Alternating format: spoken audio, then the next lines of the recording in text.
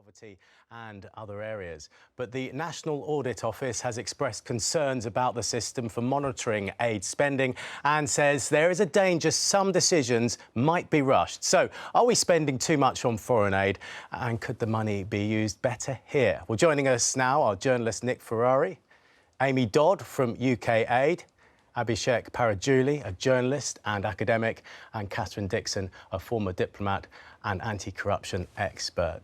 Nick, I'll start with you. Britain is committed to spending, as I said, over £12 billion on from its national income on foreign aid, which puts us in the top 5. We should be proud of that, shouldn't we? No, it's palpable nonsense. There are many reasons why this shouldn't be done, not least the people who are recipients of the cash. There is no audit trail. I remember David Cameron once saying that Afghanistan was famously corrupt, or whatever it was, and we happily give them millions and millions of pounds. We are a country that, sadly, at the moment, we are seeing that the NHS demand is going up, and some of the viewers now will not be able to get drugs that could prolong their life or ease their suffering because we haven't got enough cash. We've come out of a winter where 30,000 people, elderly and vulnerable, have died because they can't turn up the gas, and we are sending billions of pounds. I'll leave you with this thought for now. Would you honestly look after next door's children if you couldn't look after your own? And that's what we stupidly do. So, Amy, what do we do? Cut it all, as Nick says?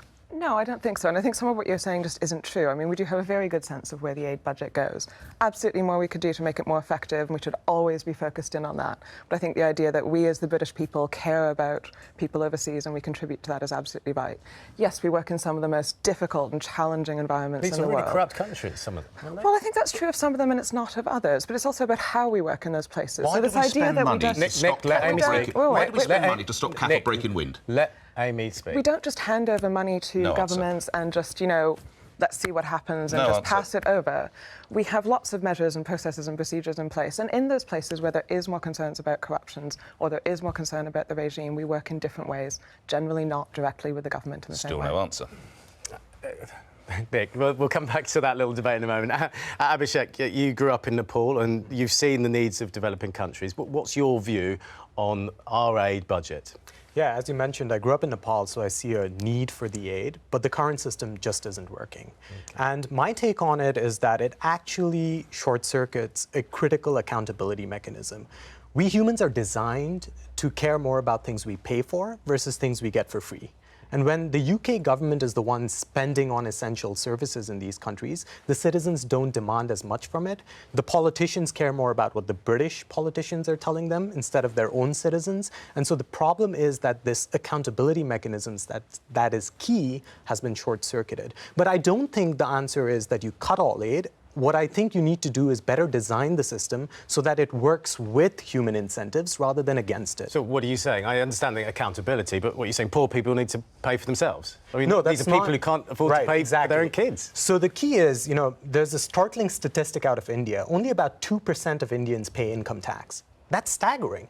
What you need to do, if the British government really wants a sustainable aid project, is to expand the tax net so that more people in these countries start paying taxes. Now, you brought up a very good point. The poorest people simply can't pay. Here, direct cash transfers will help, right? So instead of giving the money to corrupt politicians who are going to take it elsewhere, you want to give it to the people and expand the tax net. That is the key to development. Catherine, is it about us or them? Is it about us feeling better about ourselves because we're giving a load of money? Or is it about actually helping real people? Well, I think there's a bit of both. There's a bit of self-interest here. So I think we can see, that the aid and defence are sort of two sides of the same coin. Like a lot of countries in the world that suffer from violent conflict, they also suffer from poverty, inequality and corruption. And corruption's particularly important here because it's the driver of a lot of public frustration that results in terrorism or violent extremism. So when we look at things like the aid budget, we also ought to be looking at things like the defence budget. It's a bit of prevention and cure here. We spend a lot of time debating the 0.7%, but what about debating the 2% that goes on dealing with the consequences of instability? Yeah, I mean, it's a good point, isn't it, Nick? So you cut the aid budget, you make people poorer, disenchanted, marginalised, they're ripe for the picking for terrorist groups, you might increase migration, more pressure on the NHS. Because it's been such a storming success. Well, it would be worse. The argument is it would be worse. There are hundreds of thousands of people on the move. And let me just clarify, look, if there's an Ethiopian crisis, if we can save children's lives by buying malaria nets, I'm all for that. But it is projects such as Cattle Who Have Wind or the Ethiopian Spice Girls, which which I will grant you has now been stopped, or contraceptive clinics in but when Malawi, when hang our on. own citizens need the money, and they pay the tax. But when you're dealing with humanitarian situations, you can't deal with them unless the infrastructure is already there in the Catherine, country. tell So her- if the health service doesn't work because you haven't invested in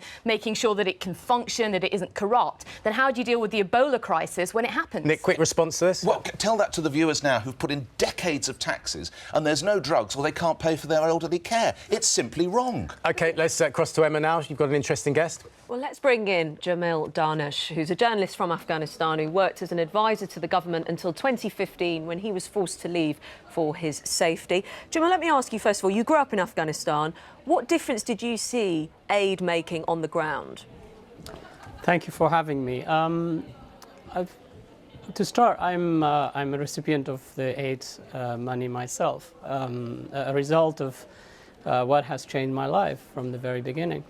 I remember when I was 7, my mother would send me to stand on the queue of the bakeries for at 3 o'clock in the morning to get 3 loaves of bread, which I was able to get it at 9 o'clock in the morning.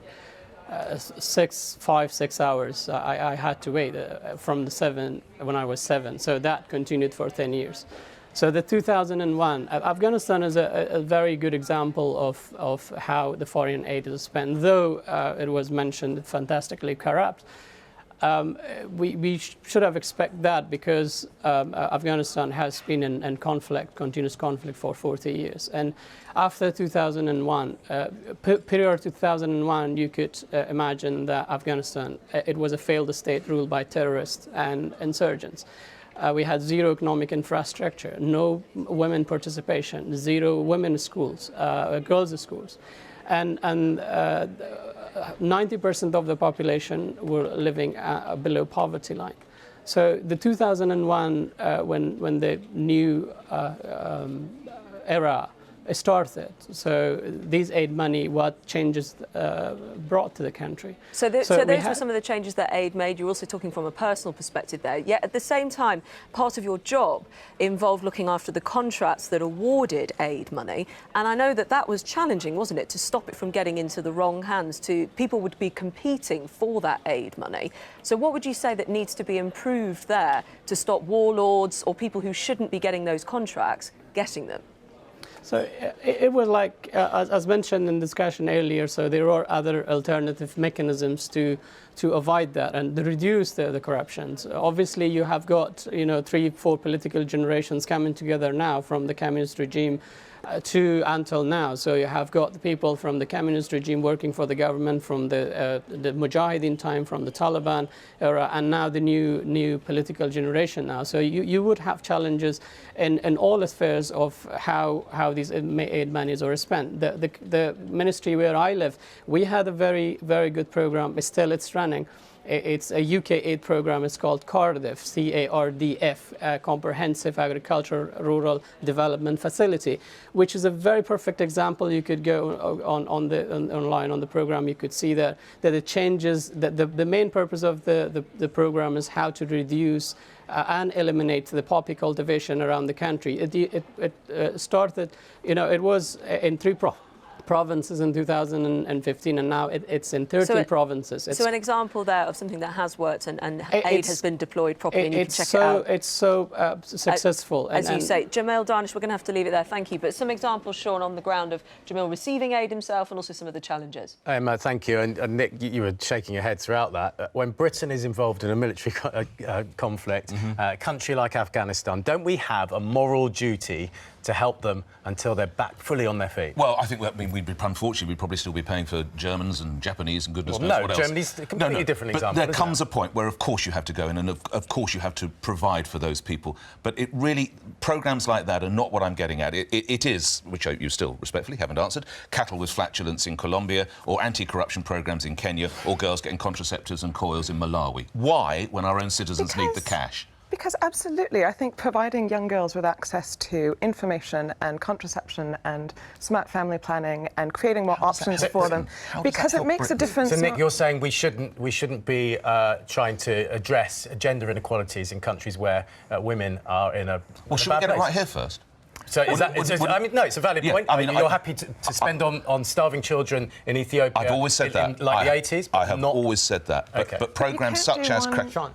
Okay. Yeah, if I could, the problem with corruption is actually a little more complicated, right? So some people argue that even if there are leaks in the pipeline of aid, at least the people at the bottom are getting something. But that's not actually the model that's operating. What happens is when you put too much money into this leaking pipeline, the leak itself gets bigger, right? And this is not me speaking. CGAR, which is the committee put forward to look at the Afghan reconstruction project, has found that the corruption is now an existential threat, and it's gotten worse after 2001. Unless you have the correct incentives in place, if you just funnel more money into the pipeline, the leak is going to get worse. Catherine, the more money you put in, the bigger the leaks get. The point here, though, is that corruption is not a reason not to give aid. You know, we have to, but we shouldn't ignore corruption either. The poorest countries in the world suffer the most from corruption. And the point is that the poorest people in corrupt countries are really poor because the wealthy, elites have all the money. So that means that the task of delivering aid is much more complex, as Abby's kind of alluded to. It doesn't mean we should... You didn't frankly have the balls to put country before party.